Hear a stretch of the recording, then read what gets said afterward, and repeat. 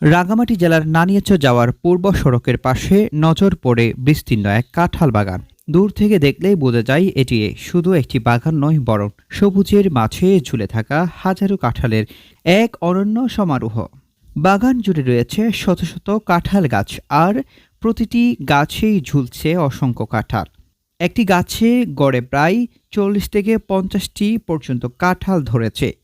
যেদিকে চোখ যায় দেখা যায় কেবল কাঁঠাল আর কাঁঠাল, যা পথচারী ও দর্শনার্থীদের দৃষ্টি কেড়ে নিচ্ছে। স্থানীয় সূত্রে জানা যায় প্রতি বছরই এই বাগানে ভালো ফলন হয়, তবে চলতি মৌসুমে ফলনের পরিমাণ আরও বেশি হয়েছে। বাগানটির মালিক এক বৃদ্ধা, তিনি জানান এবছর তার বাগানে প্রায় 15,000-এর মতো কাঁঠাল ধরেছে। ইতিমধ্যে কাঁঠালগুলো বড় আকার ধারণ করেছে এবং অনেকগুলো পাকতেও শুরু করেছে। স্বাদেও এগুলো বেশ সুস্বাদু হওয়ায় বাজারে এর চাহিদা বেশি থাকবে বলে আশা প্রকাশ করেছেন তিনি। বাগান মালিক আরও জানান, আর 10 থেকে 15 দিনের মধ্যেই কাঁঠাল সংগ্রহের কাজ শুরু হবে।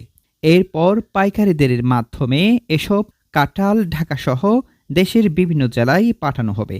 মৌসুম জুড়ে প্রতিদিনই ট্রাক বা পিকআপে করে কাঁঠাল পরিবহন করা হয়। এতে স্থানীয় শ্রমিকদেরও কর্মসংস্থান তৈরি হয় বলে জানান তিনি।